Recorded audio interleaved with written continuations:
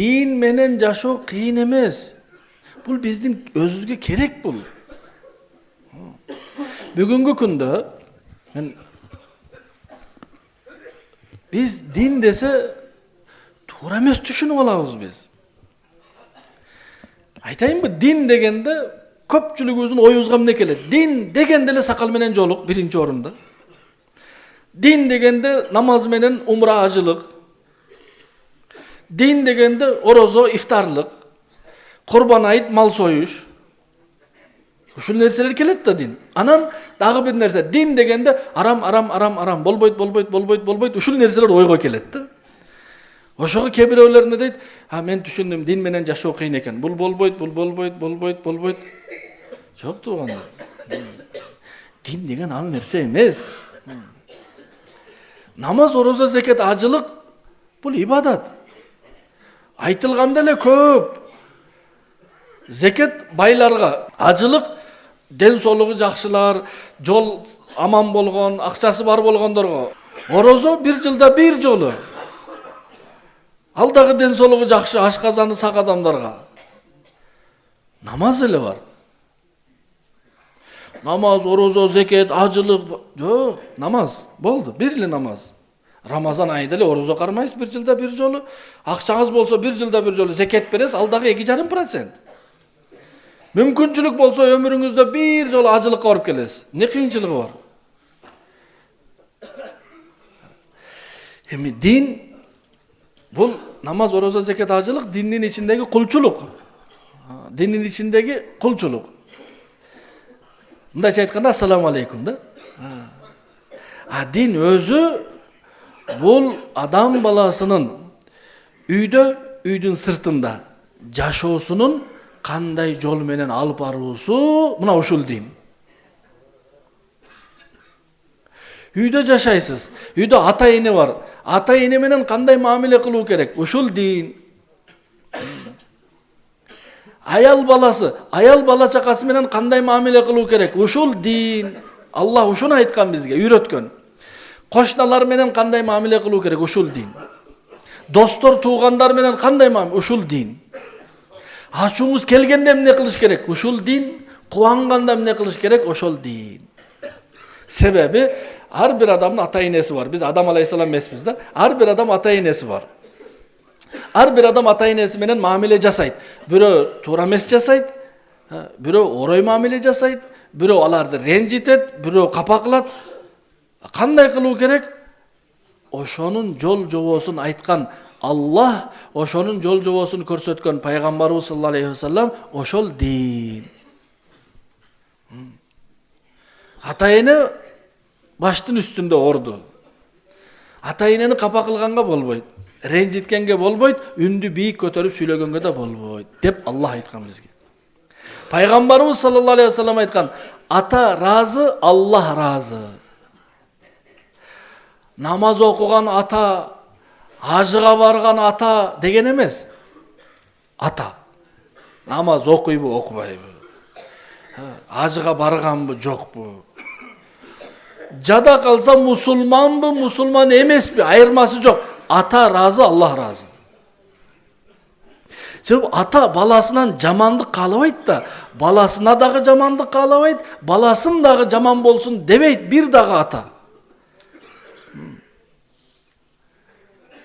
Ошондуктан биздин динибиз ата-энелердин көз жашы акпасын деген ушул дин туугандар. Биз динди өтө эле кыйын түшүнүп алганбыз. Дин өтө кенен. Дин болсо дүйнөдөгү ар бир адам жыргап жашамак.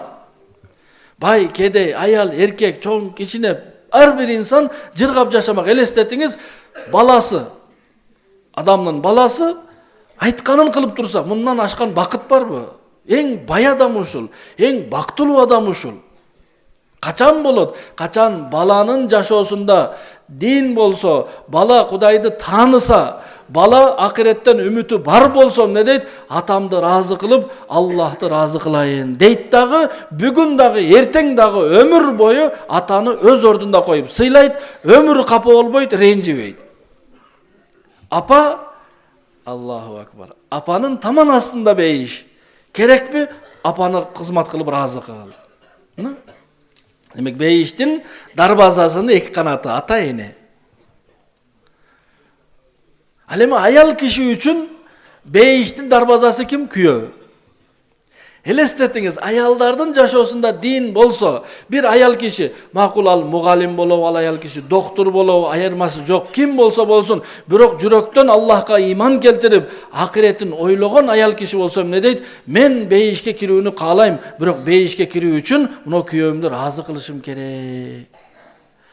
Oşondo kүйөөсүн айтканынан ne deydi? Makul deydi. Jaksa dagı makul deydi, jakpasa dagı makul deydi.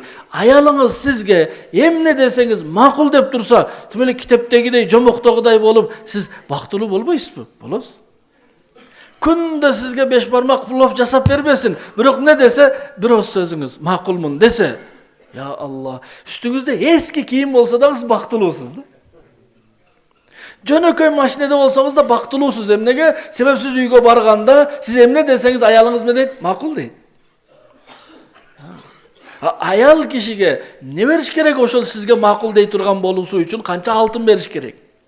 Bolgonu Allah'ты tanısa, bolgonu din degen emne düşünsö, dinde mildetтерди atkarуу. Men balamın ata enemdin moynumdagı mildetin atkarayın boldu. Men ayalmın, kүйөөмдүн menin moynumda bolgon mildetin atkarayın boldu. Uşul din. Al endi ayal kişi, mындайча men kıskarak kılıp aytayın da. Din ar bir adamdın kaaloosun Allah narkıga din kılıp bergen. Ar bir adamın. Sizdin kaalooңузду, misal ar biribizin, sizdin ar biriңizdin kaalooңузду siz ayalыңыздан emneni kaalaysiz? Allah Taala oşol nerseni ayalыңызga din kılıp bergen, sizdin ayalыңыз sizden emneni kaalayt, Allah Taala oşol nerseni sizge din kılıp bergen. Ayal kişi kүйөөсүнөн neni kaalayt? Men kүйөөм maga күндө altın alıp berip bersin, күндө maga gül alıp gelsin, күндө Жоқ, алтынды эми өмүрүндө bir жол алып келип берсе жетет. Гүл менен шоколадты bir жылда 1-2 жол алып келип берсе жетет. Күндө күйөөсүнөн не күтөт аял киши? Жылуу сөз, жумшак мамиле. Болду. Бул бесплатный бул. Бул нерсеге акча кетпейт. Ар бир аялдан сураңыз, күйөөм кандай болсун? Айтчы, күйөөм ушу мага жылуу сүйлөп, жумшак сылык мамиле жасасын. Античип айтсаңыз болот, мундан башкасы ашыкчы аял кишигечи. Dal uşul nerseni Allah biz erkeklerge, kүйөөлөргө din kılıp bergen. Senin dinin ayalыңды rencitpey, urbay, sökpey, kapa kılbay, aynekke jasagандай muamele jasaysın. Sılık, жылуу muamele. Bul bizdin dinimiz bul. Aynekke degen ne degeni? Misal jıgaç sınsa mık menen biriktirip koyuyoruz. Temirdi sıvarka kılıp koyuyoruz. Bирок aynek var go, aynek sınsa biriktirseniz da jarak olup kalat. Aynek birikpeyt hiç kaçan. Nazik degen, oşon üçün erkeklerin atı Temirlan, ayaldardın atı Gül de. Taşdemir, Temirlan, falan, tükün. Ayaldardıkı Gül, falan Gül, tükün Gül. Nege? Nazik de. Emin sizdin ayalыңızdan kaalooңузду Allah ayalыңızga din kılıp bergen. Neni kaalaysiz? Men үйгө келгенде күндө tamaqtar dayar boluş kerek. Жоқ. Sizdin kaalooңуз uşu men ne desem oşuga makul deseken, könse eken. Allahu akbar. Tamakta özüm kılıp jeytilem deysiz. Tura emesmi? Kıynalganыңыз emne? Tamak kılıp beret. Kiyimiңiz de juup beret. Bирок ne deseniz könbeyt de. Жоқ deydi. Жоқ deydi. Men kalayım deydi. Şunu kalayım, ya kaçu deydi. Alıp ber deydi. Baram men atam үйüne deydi. Erteң baralı. Жоқ, men bugün baram deydi. Siz en kımmat maşinede жүрөсүz. Bирок жүрөгүңүз kıjalat sizdiki. Bul bakıt emes bul. Bir adam kedey, öttö kedey, jegenge үйүндө иштегеси жок. Sudan başka, kurmada tügöйт. Anan barıp iştep kelet, ertesi günü su menen tün ötköröt, ekinci günü, üçüncü günü, kıskası 3 gün su boldu. 4-üncü gün үйдөн çıkıp baratsa, kayra iştep bir akça taup kelet. Ayalı aytat, karаңыз deyt bir söz. 3 günden beri su menen jaşap atabыз, tora. Siz meni oylop turup, ayalım ayabaş kalıp ketdi go dep, bugün barıp bir aram nerse kötörüp kelbeňiz dagı deydi.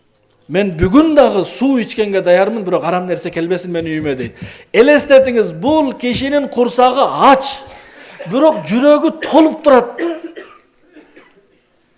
Эмнеге? Себеби бул аялдын жүрөгүндө иман бар, бул аял күйөөсүн билбем каяктан болсо да тауып келесиң мага, арам болсун, адал болсун, өзүң билесиң дебейт да. Кошнанын каалоосун бул кошнага дин кылган. Барыбыз кошнабыз бар, туурабы? Кошнаңыздан мени каалайсыз. Я Алла, ушул кошнам, мисалы кабат үйлөрдө жашаса, үстүнөн ушул дүкүлдөтпөй тынч жашаса экен, суу агызып мен үйүмдү суу кылбаса экен. Анан жер үйдө жашасак, мунун тооктору мен жака өтүп кетпесе экен. Сиз эмнени кааласаңыз, Аллах кошнаңызга ошону дин кылып берген. Эмне деп? Кошнага зыян бербейсиң. Сага зыян берсе дагы сен бербейсиң. Кошнага жалаң гана жакшылыгыңды тийгизесиң, пайдаңды, зыяныңды тийгизбейсиң. Мына ушул 4 эрежени Аллах дин кылып берген кошнага. Дин. Базарга бардыңыз, кардарсыз.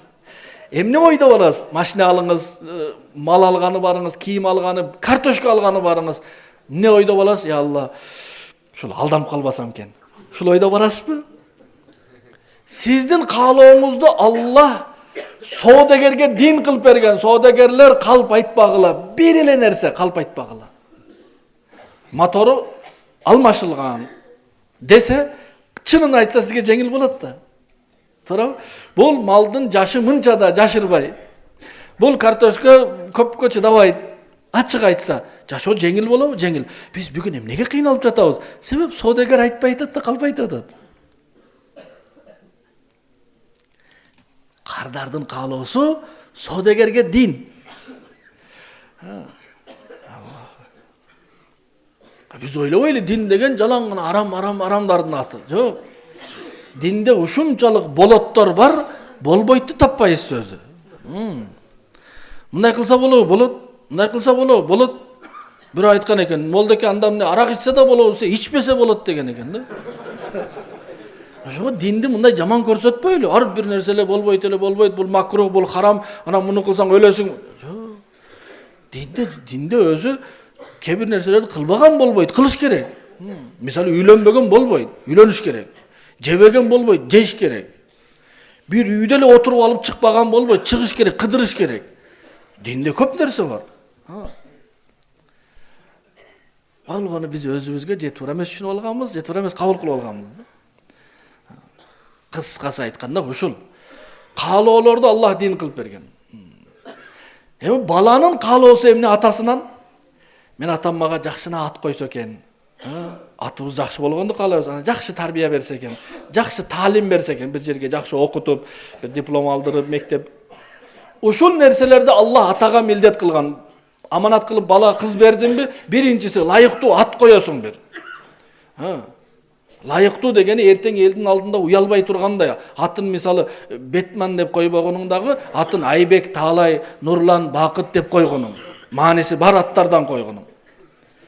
Бир. Экинчиси, бул балага жакшы талим, тарбия бергениң, жакшы окусун. Жакшы окусун дегени мектептен келгенден кийин сурап туруңуз. Окуулар кандай, түшүнбөгөн нерсесин түшүндүрүп. Азыр кээ бирлерибиз балабыз кайсыл класста окуганын билбейбиз, точно айтайын. Чын. Сен 4-нчү класста окуйсуң, баласыга айтып атат. Ата баласы 4кө жеттиңби? Биз балабыздын таалими менен кызыкпайт экенбиз да. Кызыкпасак балага да баары бир ошол сумка үйгө барат, мектепке барат, үйгө барат, мектеп. Ошого милдет эмне? Жакшы ат коюп, жакшы таалим. Таалим мектеп. Таалим мектептен кийинки келгенде сиз өзүңүз машыгуу. Тарбия эмнеси? Таалим тарбия, таалим окуусу. Тарбия эмнеси? Баланын жегени адал болсун, кийгени адал болсун. Баланын көргөнү адал болсун, укканы адал болсун. Ушунун аты тарбия. Тарбия тур бияка. Неге мындай кылдың? Бул тарбия эмес бул. Тарбия тамак менен, кийим менен, масмуат, уккан, көргөн нерсе менен болот. Ушул тарбия. Анан бойго жеткенимде эмне кылсын? Лайыктуу бир жерге баш коштуруп койсун. Кыз болсо аманатын берсин. Бул балдардын, кыздардын каалоосу. Ушуну Аллах ата-энеге дин кылып берген. Ошондуктан биз бүгүн кыйналгандыгыбыздын дагы бир себеби укуктарды талап кылуудун артынан түшүп алганбыз да. Эркектер үйгө келет дагы, аялдын укугун талап кылат. Не тамак кылган жоксуң?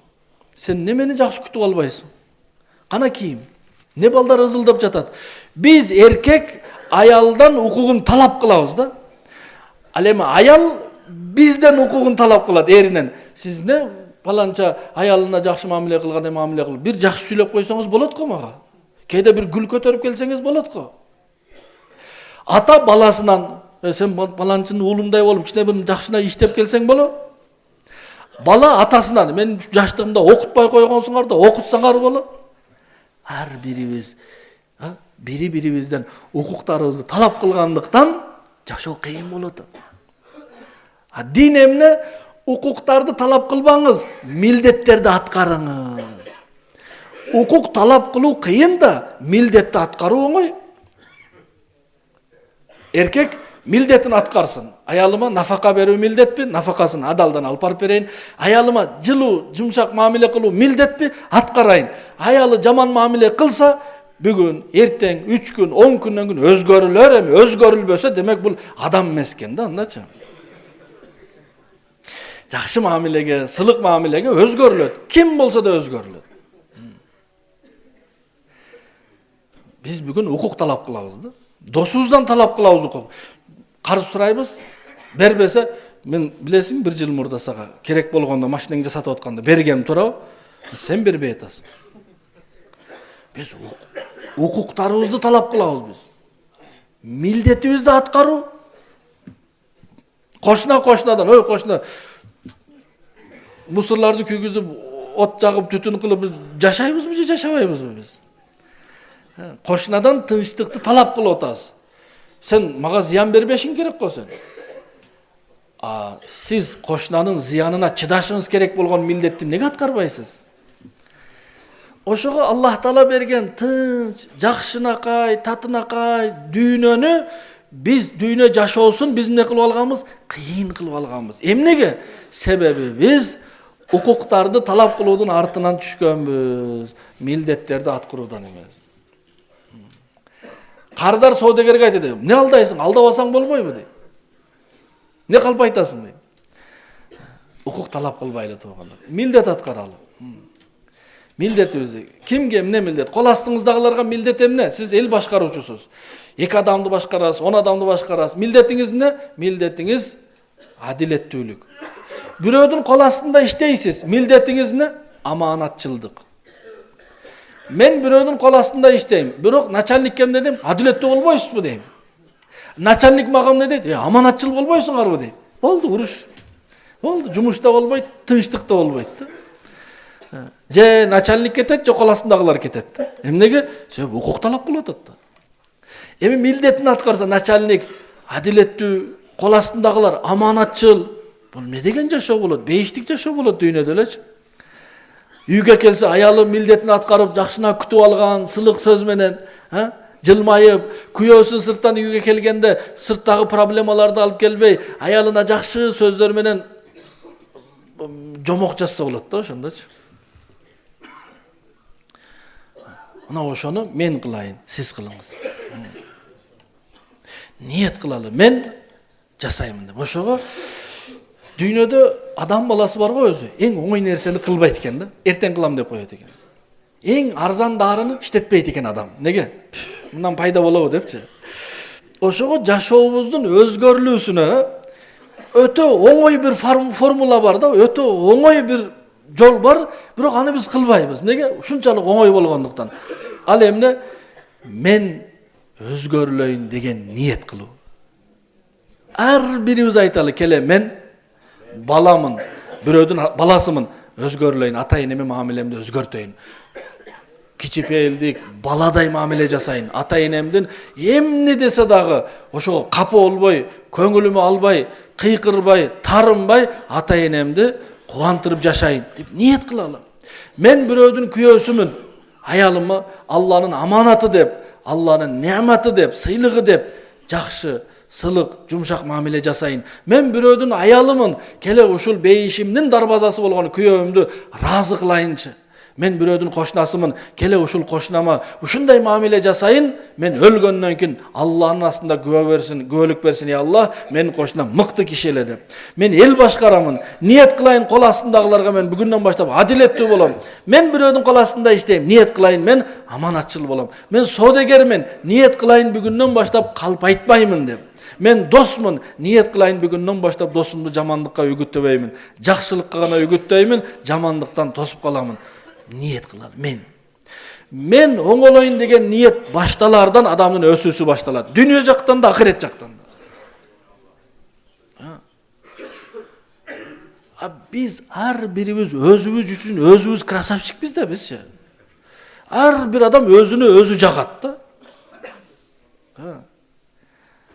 Бир акын айтат го, мен ушундай адаммын, мага өзүм жагат дейт. Мага эми баары бир ким кандай карайт дейт. Biz ошон үчүн күзгүгө карагандачы, мындай байкаңыз, кичине адам бар го, зирек болуш керек, зирек. Күзгүгө караган жаш бала болсун, чоң болсун, ким болсун, күзгүгө караганда эмне кылат? Калпагын түздөйт, же чачын түздөйт. Неге? Себеби мен чөткө кишимин. Болгону калпагым кичине кыйшайып калыптыр. Эми болду эми. 100% сонун болдум деген сөз да.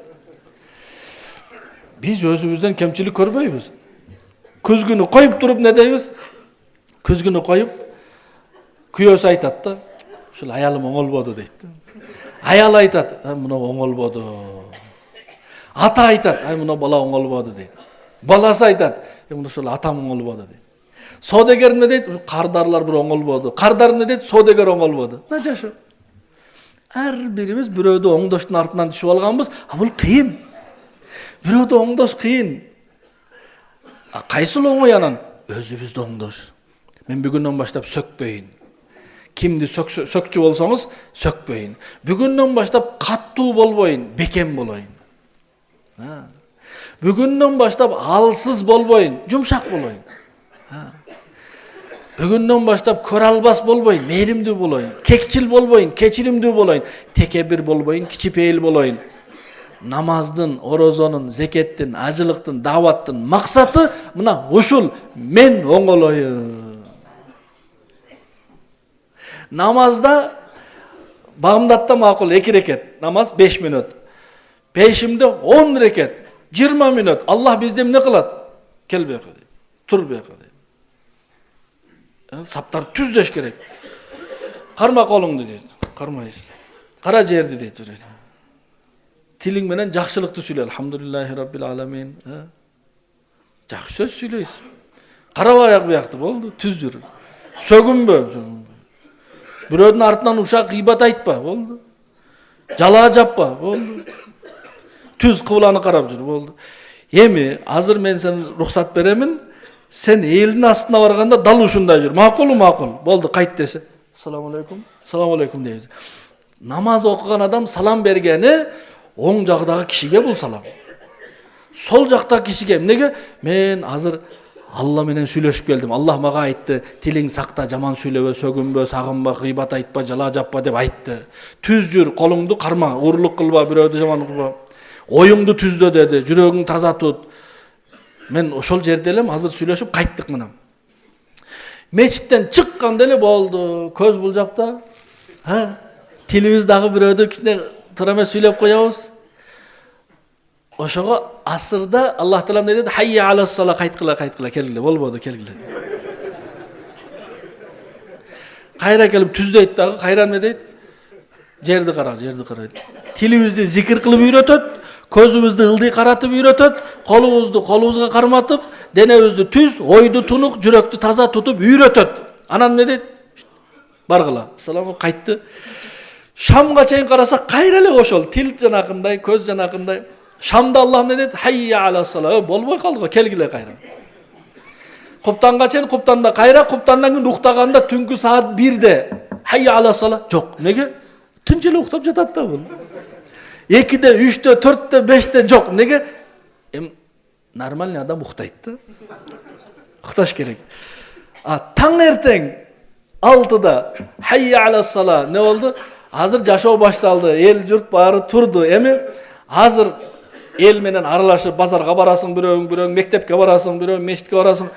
Ошол жерде тилиңерди сактап, көзүңөрдү сактап, дилиңерди сактап жүргүлө макулбу, келгиле мен силерге үйрөтөйүн дейт дагы. Кыска 2 рекет бизге бат-баттан 5 минут насаат айтып туруп, Аллах Таала жөнөтөт бизди.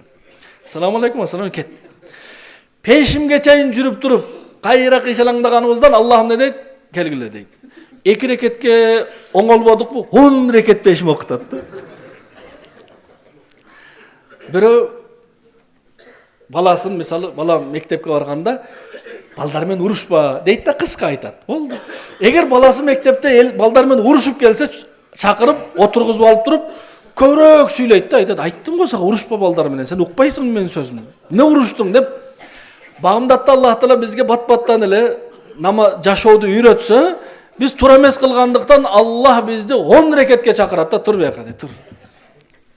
Намаздын максаты мени оңдош. Орозонун максаты мени оңдош. Неге? Сен орозодо ачка калган адам бой көтөрө албайт. Ачка адам бир жаман иш кылгысы келбейт. Тем более орозо ушул оңолусун үчүн орозо. Ажылык дагы ушул оңолсун үчүн. Неге? Жакпаган адамдар менен барып 3 миллион адам менен бир талаада жүрүп келсин, напсиге жакпай не кылсын, кичине текебирчилиги сынып келсин. Зекет дагы мен оңолсун үчүн, сараңдыктан кутулуп кичине берешендикти үйрөнсүн үчүн. Мен оңолсун үчүн Аллах өкүм берген: намаз оку, орозо карма, зекет бер, ажылык бер. Ушунун бардыгы мен оңолоюн үчүн болсо, келип мен аны ниет кылбасам, мен динден пайдалана албайм. Мен намаз окуйм, калп айтам. Мен ажыга барып келем, сиздин акыңызды жейм. Мен орозо кармайм, бирөөдүн акысын жейм. Неге? Себеп мен оңолоюн деген ниет жок да менде. Мен намаз окуйн деген ниетим бар. Сакал коюш оп-оңой, 2 ай кырбаңыз болду. Сакал коюш үчүн бир нерсе кылыштын кереги жок. Жөн эле чыдап коюңуз, чыгып калат өзү. Сакал коюш бул керемет эмес, бул жетишкендүүлүк эмес бул. Мааниси анын үчүн бирдемге кылып салыштын кереги жок. Эчтеке кылбаңыз, сакал өсөт. Бирок мен оңолуу үчүн ниет кылышым керек, аракет кылышым керек. Жүрөктө текебирчилик бар, чыгарайын. Көрө албастык бар, чыгарайын. Кантип? Мына ошон үчүн бизге эмне керек? Аллах жолуна чыгыш керек. Ошон үчүн биз өз мечитибиздин имандарыбыз менен катташып, алардан сабак алып, суроо сурап, динибизди үйрөнүш керек.